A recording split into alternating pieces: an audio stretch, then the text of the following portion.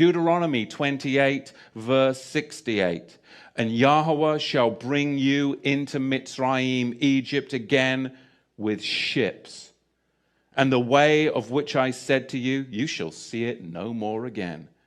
And there you shall be sold to your enemies for slaves and female slaves, and no man shall buy you.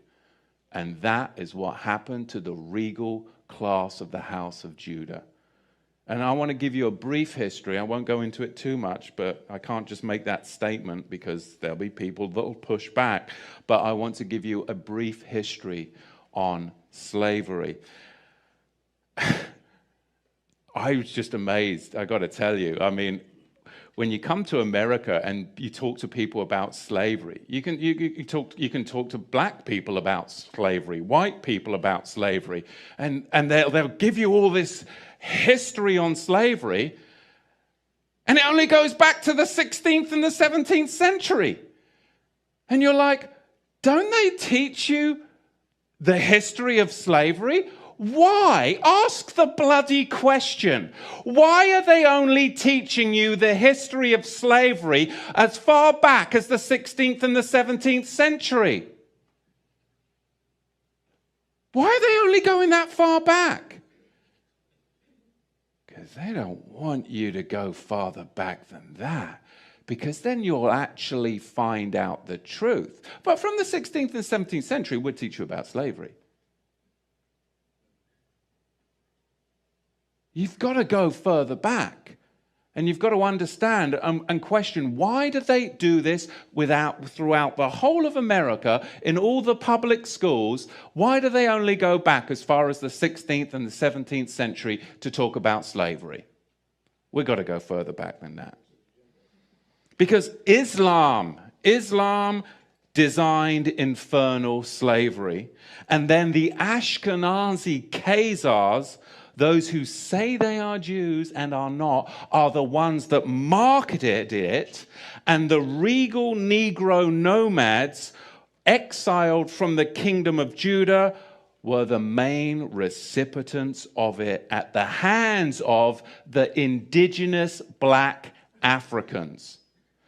Because you've got to understand, the regal class of the house of Judah came down from Israel, and they came into the land of the black Africans.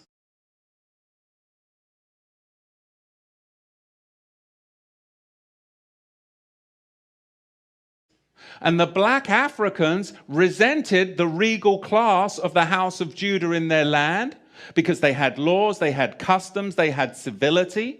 And they were a regal class of Negro that came down into Africa. And later on, it was the Ashkenazi, the Islamic slave traders as well, that then worked together with the indigenous black Africans to enslave the regal house of Judah.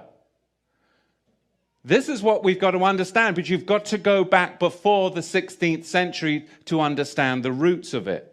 So we're going to see, as we dig into this, where this slavery came from, because it was really a system that was very, very well crafted.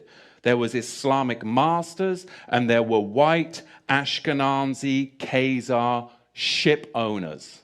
There were the buyers and the sellers.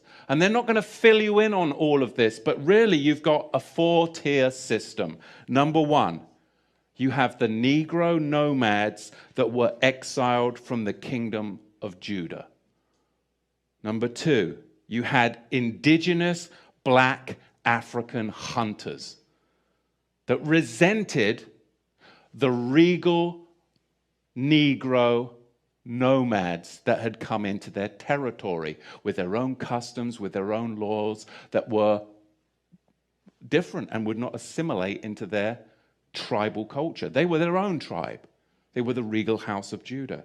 And number three, you had Islamic trappers that worked with the indigenous black Africans to trap the regal Negro house of Judah.